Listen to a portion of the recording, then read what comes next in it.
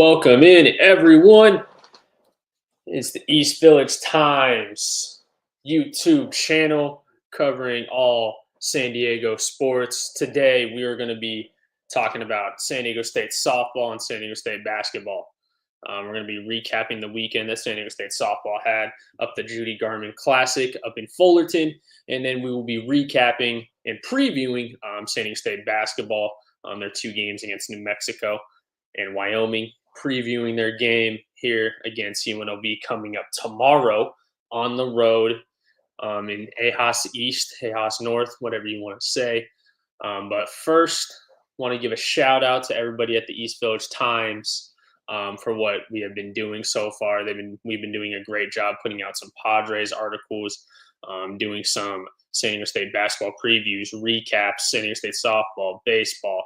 I'm going to be going into the football region of sports soon. Spring ball should be coming up here very soon for San Diego State football, so be on the lookout for that for East Village Times and those articles. But for today, we're going to start out with San Diego State softball. As you know, I have been writing for San Diego State softball and covering them for the past couple of weeks. They just went up to Fullerton this past weekend to participate in the Judy Garman Classic, going up against Weber State, Notre Dame, Utah, Arizona, and Cal State Fullerton. We're going to be going game by game here. For those of you that may have read my recap, the Aztecs did not win a game in Fullerton, unfortunately, going 0-5. I'm going to be going over those games here very shortly. To start, we're going to start with Weber State Friday. They had a doubleheader going up against Weber State and then going up against Notre Dame right after. Going up against Weber State, Aztecs started the game well. It looked like it was going to be a good match. It's going to be a game that the Aztecs were going to win handily. And then defense kind of just struggled a little bit. Gracie Uribe started off the contest with a solo home run to left field, a little opposite homer. Really good hit, and then she kind of struggled a little bit in the circle about halfway through her outing, and then Cece Solera came in, and Cece was fantastic this weekend. It looked like she finally had got her swagger back, and it all started in that game against Weber State. She came in, I believe it was the fourth inning. She came in for Gracie Uribe, and she kind of just shut the door a little bit on Weber State. She kind of shut the door, was doing really good. It looked like that Weber State was going to walk it off in the seventh, considering that they got a runner on third with no outs. But they hit themselves into an out. Oh, right there. They tried to bunt in the winning run, and when they tried to bunt in the winning one, Angie Yellen was right on top of it, right on top of the grounder, picked it, immediately fired it to Callie Decker and tagged her out. Weber State kind of ran into a run there. Didn't really understand the strategy there. Quite frankly, when it came to Weber State bunting there with the runner on third and runner on first with no outs, you kind of hope you get a hit there. Either a fly out to the outfield that'll tag the runner, just kind of making CC work a little bit more was kind of what I was expecting out of Weber State there in that little area. But we had some things happen in that game that were kind of questionable. Julie Holcomb was on third. It looked like we had a chance to take the lead. Bella Espinoza coming up to the plate. She hits a hard little grounder, nice little high hopper. Shortstop picks. It was a beautiful play by the shortstop. Shortstop made a fantastic play on the high hop, picked it immediately and gunned it to the catcher, and had her by a mile by the throw. But it seemed the catcher may have been blocking the plate, meaning it would be catcher's interference. The crowd there, I was there for that Friday. The crowd was pretty boisterous and loud, voicing their opinion to the umpire about how they felt about the call. I kind of felt it was the bad call too at the time, just because where we were positioned, we kind of were blocked off from the other side of home plate. So the way that we were positioned, we kind of thought that it was obstruction by the catcher. And then later on, D1 Softball posted the clip of the play on social media. Seeing the play on social media and everything, it definitely didn't look like obstruction to me, at least. Julie Holcomb had a little bit of a running lane. Now, granted, it wasn't a big running lane, but there was still some room for her to slide in at home plate. So, my personal opinion, I didn't think it was obstruction. Coach Stacy Newman Denise was very vocal about it. She got out of the dugout and she was pretty loud. Um, Probably the most animated I've seen Coach Denise when I've been watching San Diego State softball. So I kind of thought she was going to get ejected from the game there pretty quickly because she was, safe to say, upset with the call there. But there is no review, unfortunately, at Fullerton. There was no review just to check and see there. Unfortunately, there were other places that we could have review. Obviously, when we come back home, we have review set up there where if there's any play that they want to look at, we're allowed to review it. But when it came to the Mary Nutter Collegiate Classic or down in Cathedral City, or when it came to the Clearwater Invitational, they didn't have any reviews. So something that the Aztecs kind of had to get used to a little bit over these past couple weekends. Now, after losing to Weber State on a walk-off, CC Solera pitched fantastic in that game, getting out of multiple rough innings where there was a runner on second with one out, and she was just able to kind of shut it down a little bit. Defense kind of struggled a little bit, which is what I think led to the loss, unfortunately, for the Aztecs. Couple errors made by Shannon Cunningham, Quinn Weike, that if they make those plays, Weber State doesn't get two of the runs and it doesn't go to extras, and it ends up being a win without going to extras, ending in the seventh, what it seemed to be. Now, after that game, we had a quick turnaround to go up against Notre Dame. Obviously, they had about 30 minutes to warm up, but quick turnaround going up against Notre Dame.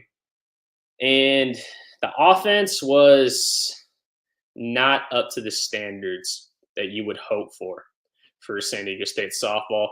They didn't score a run in the first 6 innings.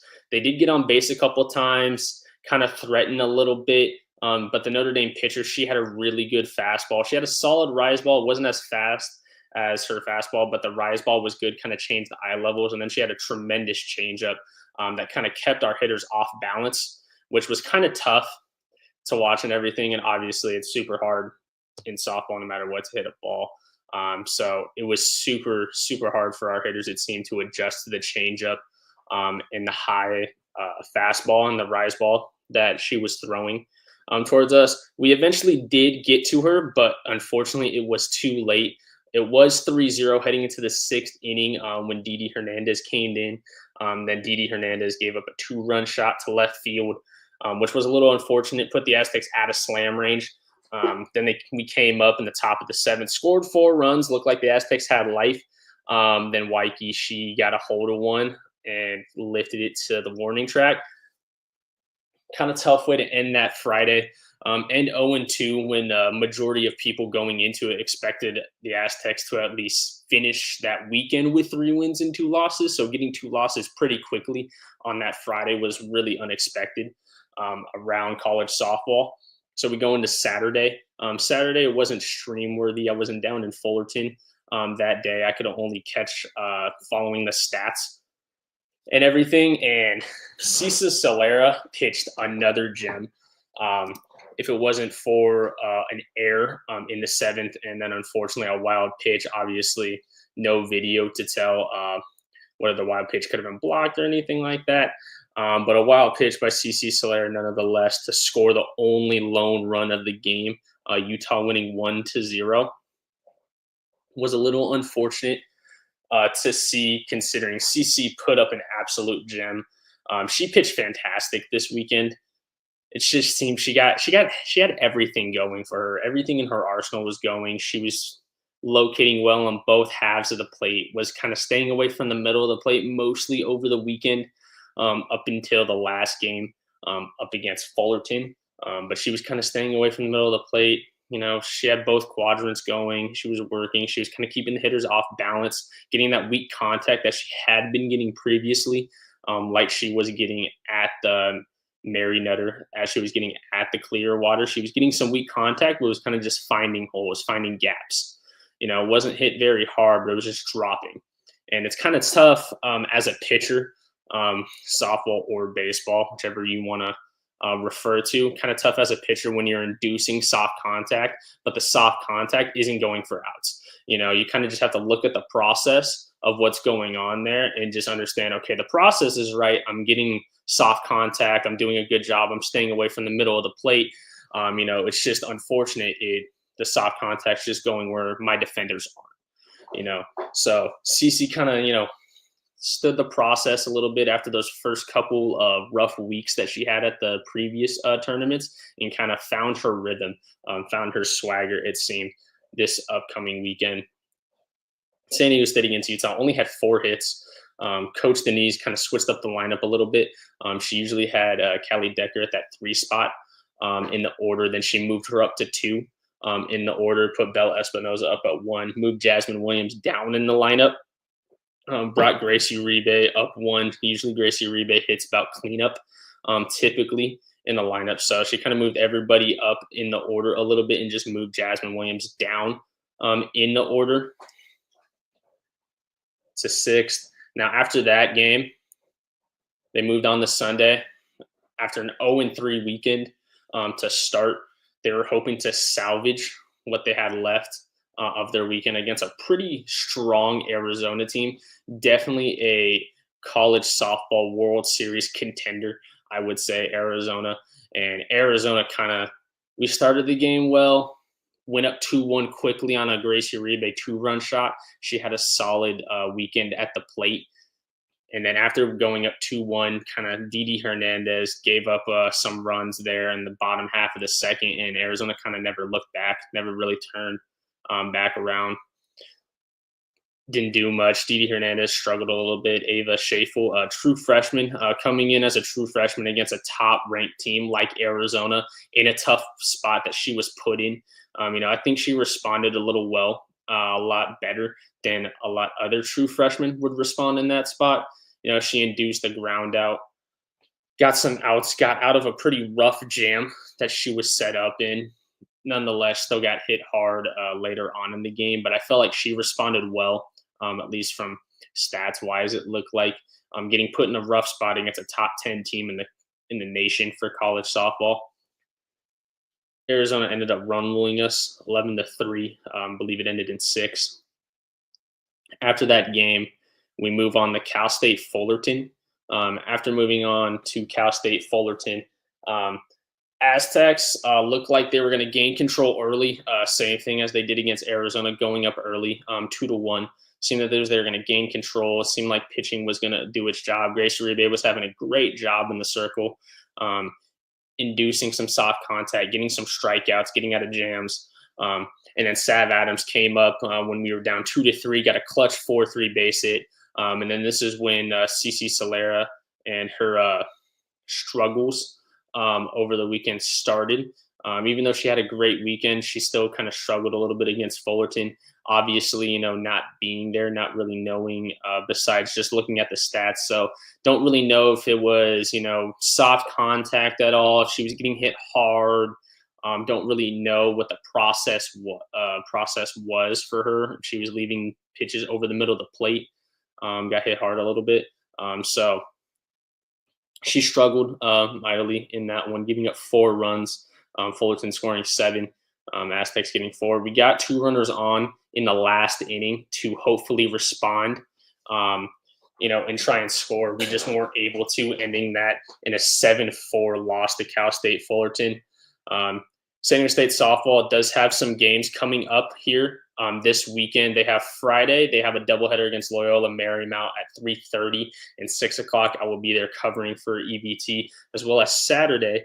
They have a noon matchup, 12 p.m. Pacific time versus Sacramento State. And then after Sacramento State, they face off against number 6th ranked UCLA, who I assume will jump up to number 3 because they kind of killed it over in Fullerton over the weekend. Another top team, another tough team. Kind of hope for San Diego State softball that they respond well, get a 3-1. I'm going to do more of a preview on that later on in the week. But for now, we are going to talk about San Diego State basketball, and we have a little bit of a special guest here today. If you listen to the Aztec Breakdown podcast, We Believe Network, kind of helps with football and everything. This is one of the co-creators of the We Believe Network, one of the contributors to the Aztec Breakdown analysts, and we have here Kyle Kinslow. Call me Kinslow on X. Call me Kinslow on Blue Sky. How you doing today, Kyle? We are hanging there, man. Getting ready for our night, yeah. Doing great, doing great. Good to see, good to know. Now, we are talking about San Diego State basketball, doing a recap of New Mexico, Wyoming, and we're going to do give UNLV. How we feeling after losing Magoon Guata, unfortunately, at Utah State? How we feeling about this Aztec team, Kyle? Yeah, I mean, I think it was a really rough situation for the Aztecs to be in, considering how Philly is on defense. I think that Ken Purport had him as like the 17th most impactful defender in the country, or something on those lines. And we all see it every single game how much he means for in terms of rim protection. Worst part is it happens the game before it's Boise. That's probably the best matchup for Magoon. So you see the best version of Magoon, and then at Utah State getting really early really took the air sales of the team. But I think realistically that moment as a chance where they could have responded to adversity, I think did very well in Utah State. Considering he was hurt and rallying from that, they could have easily gotten blown out by 20, and it was a fair contest at the end of the game. And then with Mexico and Wyoming, two teams that are going to crash the glass. I think the Def did pretty well and handled it pretty well, to be honest. I think that a couple of things happened in the game that allowed it to, but really just the bench players stepping up to the plate were the difference. Miles Heide, Farrell Compton, one in each game, kind of. And then the starting in Wyoming. So I think they did a really good job there in terms of picking up the slack and really having some playing with some intensity and some intelligence in the game. Yeah, I agree, especially when it came to the Mexico game. I thought we did a really good job of what I think you should do when you face a player like Donovan Dent, who is, in my opinion, the best player in the conference. I thought it was going to be Reese Waters coming in, but then we saw, obviously, that he got hurt, wasn't going to play this year, and then I kind of switched my tone a little bit to be Dent. We kind of did our job. We let Dent get his. Dent shot the ball, I believe, like 19 times or something like that. Mm-hmm. Shot the ball a lot. And I feel like when you play somebody like that, you kind of let Donovan Dent get his, and you don't mm-hmm. you make sure his other key contributors on the roster, especially Nelly Jr. Joseph, who we kind of shut down. Mm-hmm. Huge props to Miles Heide, Jared Coleman-Jones, Farrell Compton, all the guys on the switches fronting him to make sure he didn't get the ball in the post. That's kind of where New Mexico kind of dominated us when mm-hmm. we were up in Albuquerque, was in the low post with Nelly Jr. Joseph. He kind of had a great game up there. So I thought it was a great job by our coaching staff to kind of notice, hey, we have to make sure Nelly Jr. Joseph doesn't get all these boards, doesn't get all these second chance opportunities. They still out-rebounded us, I believe, but we kind of limited him to only 2 points, and I believe both those were on free throws. So I thought it was an excellent job by our coaching staff in that game to limit Nelly Jr. Joseph. Yeah, I definitely think that it was more of the offensive side of the ball, because he had 16, 17, 18 rebounds in that game. He had a ridiculous rebounding game. I think he had like 9 in the first half. So the team really made the emphasis on fronting him. And it was a strategy that they haven't really done in the past. They like to just kind of play behind the guy and double down from the wing, try to get a steal. Many times you've seen that happen in this, and it's either a steal or they're coming to force it to contested. That's what they really want. They really want that big to pass it back, shoot, a defenders on them. And they did a really good job with him in terms of just not allowing to get the ball. And on the side, they really had a nice combination between Hyde and Compton in that game. Compton really met Nelly Jr.'s physicality with physicality. That was his best game in months. You saw last game against Wyoming, he brought that physical intensity, and Wyoming wasn't getting it back. and the rest were not okay with that, right? You need both those teams kind of bang. And Wyoming wasn't trying to do that, so he was very placed. But Miles Heide, Compton was banging on the inside of him, fronting, playing physical basketball. You've got Miles Heide trying to beat him down the court every time when he's in the game. And that really just leads to basically a great player like him that's not going to have the ability to pick and choose both sides of the ball, have an impact. They have to pick one. I think they really tried to focus on let Nelly Jr. Joseph get his rebound. He is not scoring. And we are going to put him in a role, make him make decisions, make him try and get off his game. And then on top of that, overload him offense. You're right. Like, it's going to be great, but that game, no one else was in. I thought True Washington had his worst game season. I couldn't believe it was the same player that we played against in New Mexico. He kicked our ass in that game. There's no way around it. And if they're allowed to, if he's not allowed to be that physical, which they were, but game it really felt like the Aztec their physicality. And honestly, if there's no reason for us to believe we can't do it again, but I will say the next game, Tayshaun or Chair, I don't know what his first. I don't remember his name off the top of my head, but he killed us at Viejas and was the difference. So they're going to get a real test here coming up. Yeah, they're getting a real test here. I thought it was reason why I kind of like fronting. I've always kind of liked fronting bigs, at least in my personal opinion when it comes to defensive philosophy. But I kind of really like it with this Aztec team, considering because Miles Bird, whenever they try and throw a lob pass to that big, Miles Bird with his speed and his length and his instincts, he kind of gets there quickly to tip the pass. That's kind of what we have in defenders at San Diego State, that have good instincts, able to read the pass. So I kind of like the fronting idea. Kind of just got away from it. Obviously, touched a little bit on the Wyoming game, talked about the refs, which we'll get to the ref saga in a second here. That little minute, whatever that was. I don't even know how to describe it. But San Diego State went into Wyoming. Wyoming, a tough place to play. I know Wyoming's bottom of the standings, but you can't take that elevation in a team that can shoot like Wyoming can for granted at all. And I thought the Aztecs battled. They did well up there. It's tough to go up there and win. The only people that really played any minutes were Wayne McKinney and Taj DeGorville. Compton only got 8 minutes, and even then DeGorville got 12. The starters played majority of the game, which is kind of weird, playing at elevation, especially with our depth. We kind of leaned on the starters a little bit more to kind of keep us in that game.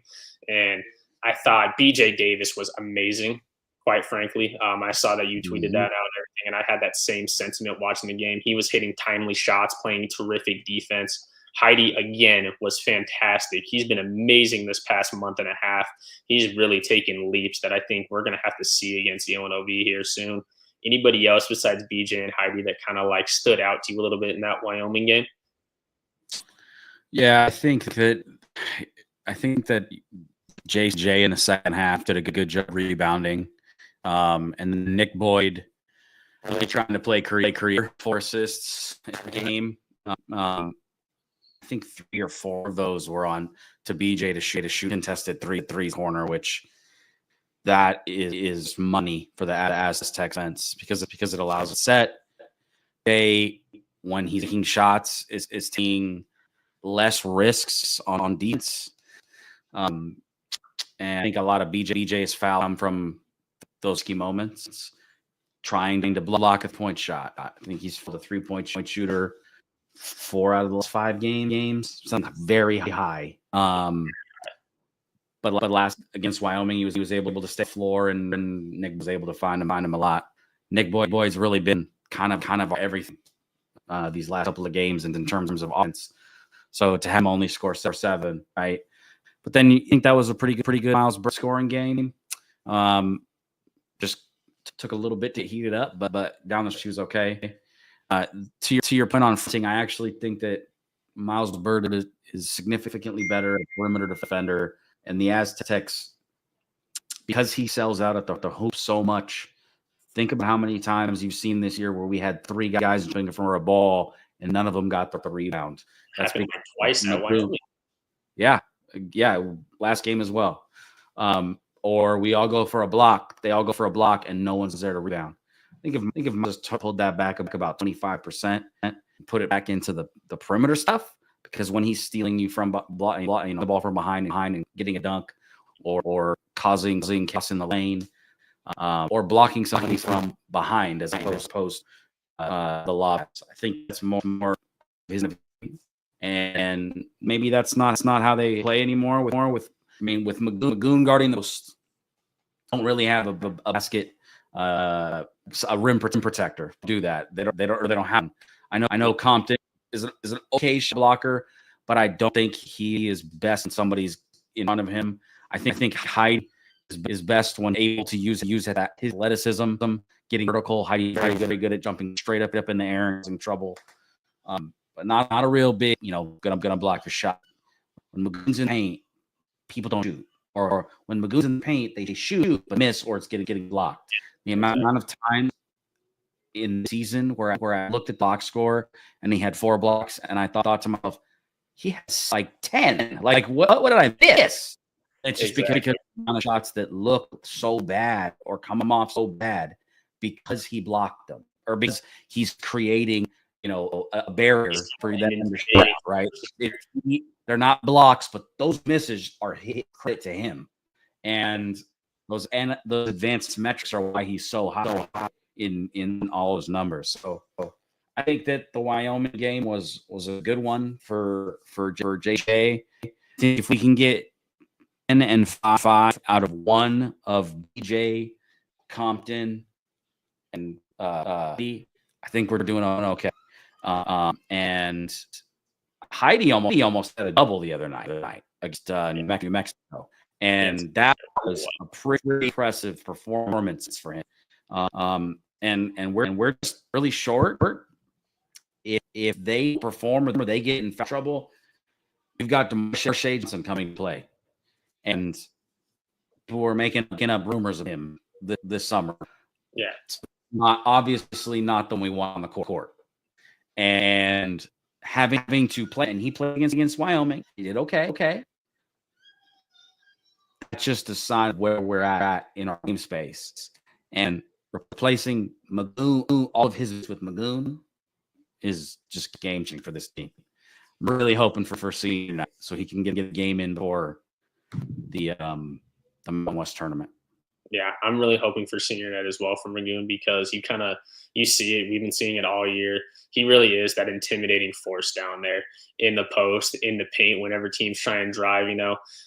He got a bunch of blocks to start the year, because people were still testing him. They were like, can this kid really block shots like this? And yes, he can block shots like this. He kind of showed you in that Players Era tournament against Gonzaga, against these teams, even though he was in foul trouble against Gonzaga, he showed that he can block those shots. So now teams are kind of, driving less and less. And when they are driving, they're kind of doing the Steve Nash where, they drive, but they try and like dribble around him. And it's really effective when they do that. But his intimidating force back there, it's hard to replicate. But I thought Heidi, Compton, and JCJ have done a fantastic job since he's been out against versus Utah State. They did a good job in that game. Good job against New Mexico.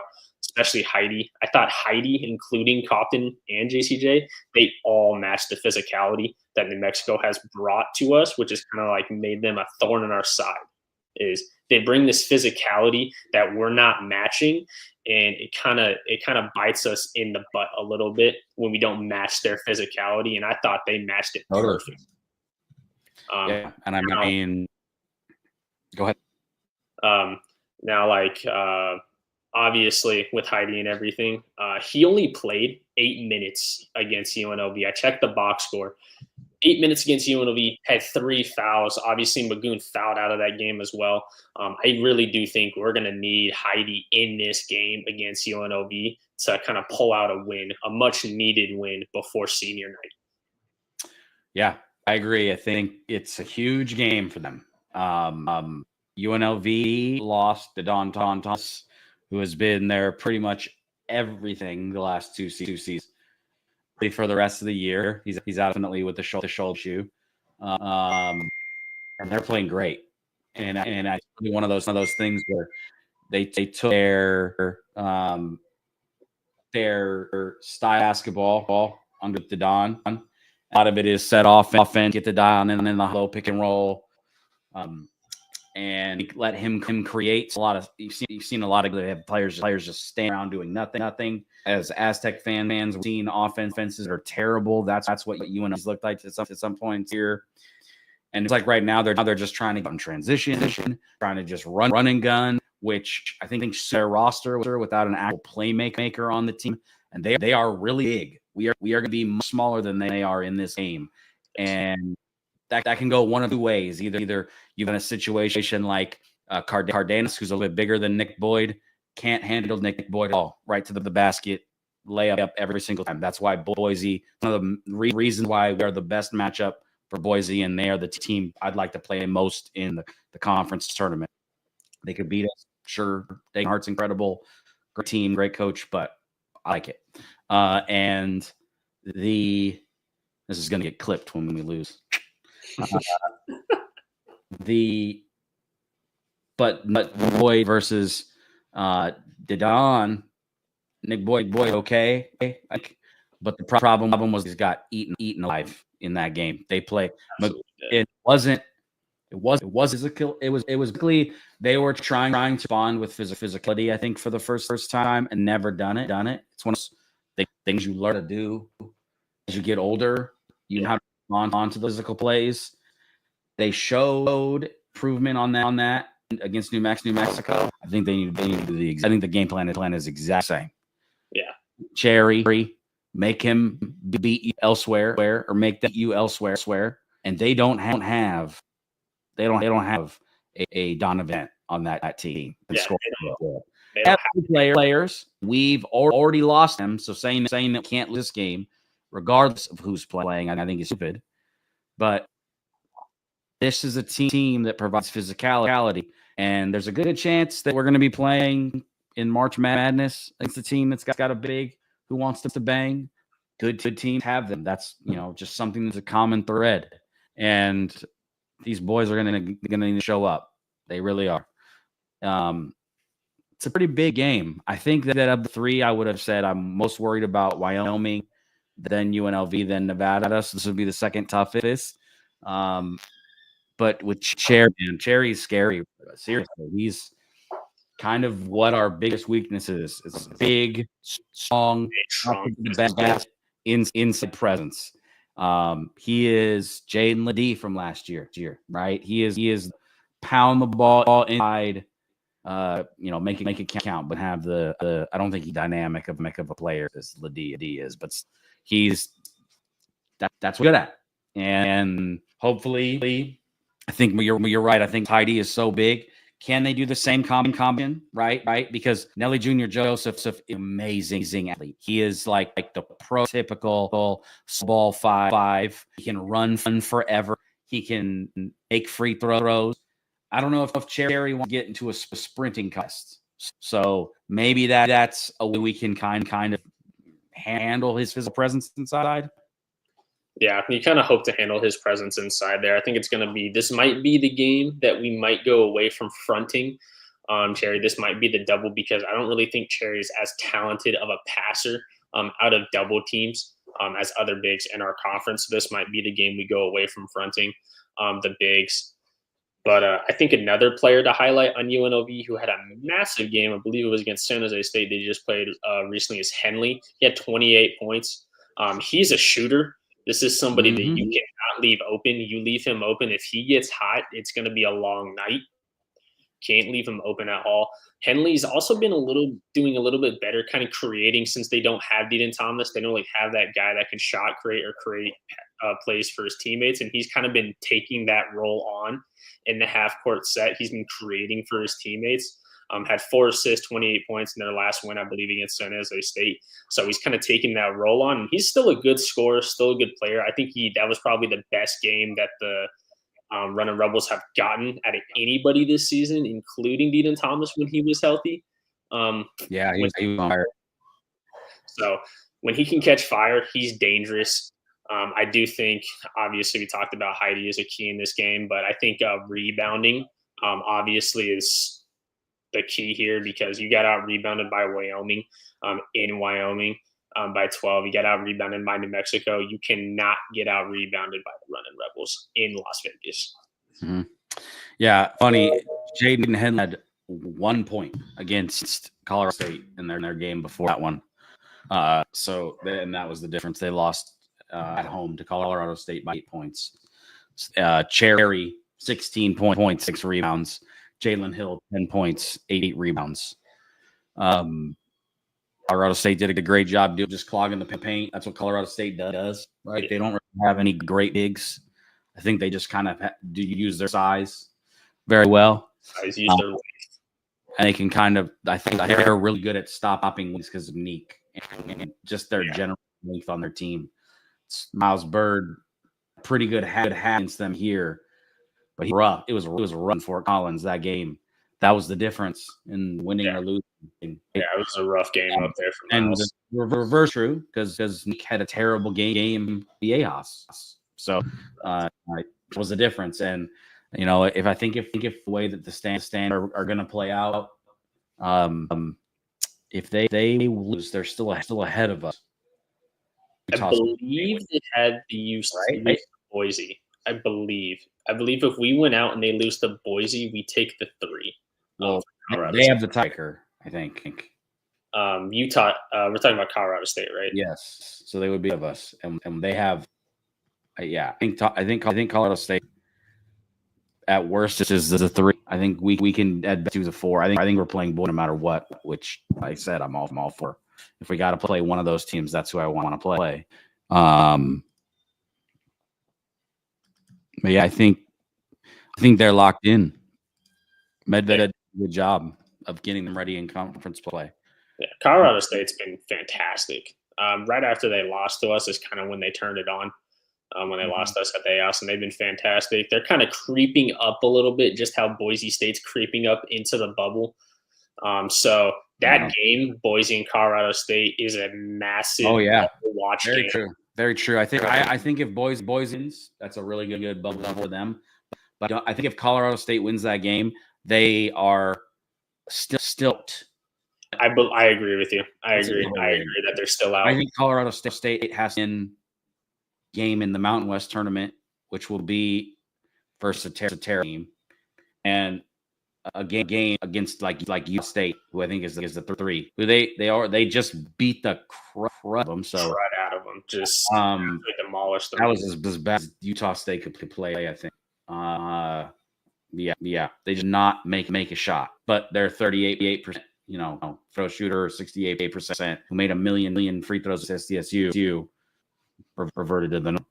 Yeah, reverted to the norm. And it's like, we kind of learned last year about New Mexico because people kind of thought, towards the Mountain West tournament starting, obviously we knew that the top 5 seeds in the Mountain West were going to be in. We just didn't know if New Mexico was going to.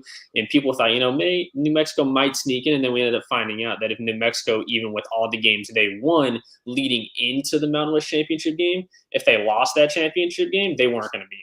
Mm-hmm. Even with kind of making that run to the Mountain West Tournament Championship game, it kind of seems like the committee has the team set in stone unless something drastic happens in these conference championships, in these conference tournaments. I definitely think it's championship. Basically, I think it should just help you with seeding. It shouldn't be the defining thing. Moves you from in the bubble to a 7 seed or something like that, right? But it's I mean, New Mexico won with seniors last year or a veteran team. I mean, I know Jay Toppin was a freshman and he is unbelievable. Unbelievable. It'll be a lot this year, I think. Right. Yeah, he has been killing or he's gonna make him millions of dollars in college, one way or the other. But that team was led by House. He had a great championship, but they also had Mashburn, who was senior. I think a young Donovan Dent. They older players, right? And Colorado has older players. So does Boise. Boise has older players too. Is Cardenas a 5th-year senior or Cardenas is a 5th-year senior. Okay. He's Last year for him. Last year for Degenhart. They still got Omar Stanley there, I believe. He has that's more tough. year. They're losing their two best players by a mile. Omar Stanley. We saw kind of how he was last year. He struggled this year. Yeah. I think that he's a frustrating player. He's a player in there. I don't know what boys he's experiencing their fixing guys in the list. But that's what happens when you're young. Because he's a sophomore, isn't he young? I thought Stanley was a junior this year, if I might be mistaken. Maybe. All right. Well, you don't play them until Thursday of the month. Yeah. We got two to go before that. Yeah, I think the Rebels is going to be really tough. And actually, I think the Vegas is probably -3. I would say -3.5 would be my guess for the line. Okay. And the reason is because Vegas is really good at this. So you don't gamble, which that's your prerogative. Never going to push it, but if you don't, Vegas is really good at this. So it just tells you think of it like the odds for what's going to be coming out of the game. Who's favored? It's a 20-point favorite. You are expected to win going away, right? Like Air Force game. But on closer games, New Mexico, right? Aztecs were favored, but very small. It was a close game. Wyoming, same thing. Close game. I mean, you can make a free throw, would have covered, but still. Aztecs versus UNLV. Aztecs and making free throws. Yeah. Worst duo. Was oldest, right? Just crazy because I think we got some pretty good free throw shooters. Struggling is Heidi. His form looks good. He just can't hit a free throw. I think that's something that will get cleaned up in the off season, hopefully. March 4th. Where's it at? Yeah. Either way, it doesn't matter. It's we got to win this game. This game is an absolute must win. And it's one of those situations where like you said, we're behind the eight ball with Lagoon against this team. 3.5 point favorites. You were which I expect it to be a close game like Wyoming. I really do. But again, if the Aztecs bring them that same energy and focus that they had in that like 7 minute stretch in the second half, Wyoming, they can blow this team out. If they don't, they could lose. It's kind of what we've been saying all year with this team is that, when they flip that switch, they're a top 10 team in the nation, top 15 team in the nation, when they flip that switch. But it's just too many times we watch them play, and it's just like, when is the switch going to flip? Because we're losing to a team that we're better than and we're more talented than. Then they finally flip the switch. We go on 20-0 runs, 17-0 runs. Like, we go on these runs that's like, oh, this is the team that we came to watch. Yeah. Go on runs that are just absolutely epic. But you shouldn't need those runs against those teams. And that's a product of being young. That's a product of kind of the players' mentality, right? I think this year's been a weird one because at all times, nothing's been perfect for the Aztecs. Reese Waters has been hurt from the jump in the beginning. Nick Boyd was working back to a rhythm, and then you had the freshmen all hit their slump. Like he was really rough beginning. All sophomores like BA hit a slump. It was kind of because of the youth and the health of the team been a roller coaster. But potential to do something special is still sky. And if they just get in, that was my expectation at this. That was my if you told me, Kyle, what's a successful season for a team that lost so much from the previous season? And I mean, outside of Reese, they lost all of it because Miles Bird, how he was going to be this year, was basically just off of guesses and what we, as Bird truthers, knew he had inside of him. Yeah. But I would have told you that March Madness was the I will never say a Mountain West tournament is the goal for San Diego State. We're past that. Yeah. End of discussion. This next year is the last year.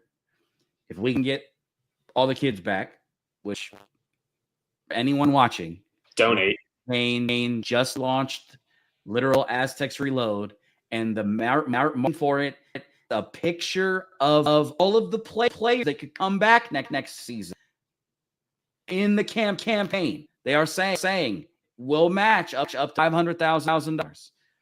So, and in that picture, Miles Bird, Magoon, Taj, Compton, Nick Boyd, Heidi, anyone who isn't graduating, ACJ,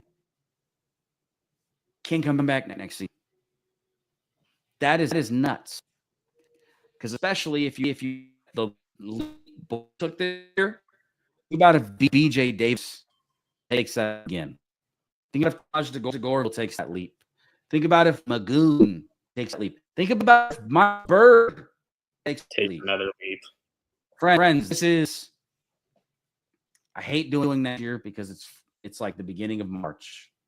But this is literally, we've been talking about it in secret, or it's all we ever think about all season, is how good we could be next year. And this campaign by Mesa Foundation, Aztec Reload, is how you do it. So I love Mesa. I used to be a huge adversary of Mesa, but it doesn't matter. The only thing that does matter is trying to help the kids and keep the team that we have. Mesa Station is vertical that we can do. The avenue in which we can do that. They're exclusive, so let's use them. Let's support the team because it's about Mesa. It's about SDSU. It's about SDSU's basketball team, which is my got all this sports gear. Give it all up for another experience like the one we had a few years ago. It's one for so many for basketball fans. We don't get live basketball anywhere else. It's my favorite sport. Lakers are 3 times ice and 2 hours away, and it's it. UCSD is a great secondary option now. USD was trying to be that. Their program is going nowhere fast. But this team means everything to a lot of us. So donate if you can. But the real big way we can level up the team and the program is through corporate sponsorships. Think the way that FedEx donated to the NIL fund for Memphis. They have way more money in NIL than we do.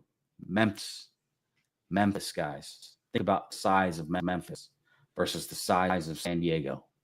It's a big difference, right? Pretty sure. I just slated Memphis. Let's just go check our market. I'm pretty sure San Diego's bigger, but I could not have said it better myself, Kyle. I absolutely agree. Even myself, kind of hard to kind of find those words, to kind of let people know that we got to support this team. This team, they love playing together. We see it this year. They love playing together. They absolutely love each other off the court. They're best friends. So if anybody is willing to donate at all, last time I saw, I'm pretty sure we were getting up to about $30K, and that's just less than 8 hours into the campaign. We still got to believe a whole 3 weeks left into the campaign. So if anybody can donate at all, keep this team together, because next year, not only are we getting back Reese, if we're able to get everybody back, including David Majek, Tay Simmons that we're getting from high school, we all saw that story that Ziegler put about Majek. Dude's going to be a shot blocker. Dude's going to be great. Can put those guys in with this team. Sky's the limit for what we can do in March and in the season. Yeah, it is. It is a pretty big, high potential. And even then, I think they will go out and spend NIL money on like the same situation as JCJ. Especially veteran big to come into this room. Mm-hmm. And I believe they're trying to leverage the players era, that money in recruitment. I think that this year's finish and how much money is gonna go so far into hurting that. But this is the entire team coming back. That never happens in college basketball, let alone the NIL of college basketball. And this team, it won't happen. Could come back twice, except for Nick Bull. But one of those pieces we just named could come back twice. I think it's 0.0000001% chance. But I mean, hey, we went to the Final Four. We went to a Final Four. We didn't think that was going to happen. Nobody thought that was going to happen. Leave, baby. I have San Diego as the 30th largest market in 2023. I can't even find Memphis. So let's just assume Memphis isn't on there. No, I would be very surprised if Memphis was a small market. Then 52. Memphis is 52. So SDSU is a bigger market, probably larger market than Memphis, and they're getting like millions of dollars a year from FedEx. We have more graduates. I know we just got that our school. We're a bigger city. We're the only basketball show in town. They have the Grizz. So their fans are competing against Grizzlies. Fans are competing against anyone. Yeah, they're not competing against UCSD and the Oceanside Clippers. Because the people that talk, about Aztec ball, will support a pro team, but they're not going to support USD. Yeah, nobody's going to have money. They're just UCSDs. They've been doing great, but not many people are going to go to La Jolla to go watch basketball games in that small arena. No way. People are going to come to the AHOS. They know the energy we bring. They know the history that the AHOS arena has, that the show has. People come from all over to watch Aztecs play just in this arena. I have buddies that aren't even fans of San Diego State. They're like, I love college basketball. You know what I want to go see? I want to go see the show. I want to go see the show in the AHOS and watch them play basketball. People want to do that. And the more you give them a reason to, let's do it. Mm-hmm. Thank you, Kyle, for coming on tonight, talking everything San Diego State. I talked softball earlier. We talked basketball. Quick predictions for what you think is going to happen on Tuesday. Quick predictions. Aztec 75, UNLV 63. Big win. All right. I have a similar prediction. I do have the Aztecs winning, but I have it a little bit lower scoring. I got the Aztecs at 70, and I got UNLV at 62. I do think it's going to be a single-digit battle, but I believe it's going to be Aztecs still by a solid margin, winning this game, going into senior night against Nevada. Anything else, Kyle, you want to pitch here for Aztec Breakdown, We Believe Network, anything like that? Nope. Just go and support the show. Keep your eyes open. NIL, how it works. It's going to be changing soon with the new with school opting into the House Committee's decision, meaning revenue sharing among the players. Follow me over on Twitter at @MeKinslow. I'll try my best to keep you guys informed because doing everything I can to get me to Aztec basketball. But other than that, thanks for having me on, man. Have a good night. Have a good night. Thank you, everybody. That is going to do it for the East Phillips Times YouTube channel here today. Thank you again, Kyle, for hopping on. And go Aztecs. I hope everybody has a great night.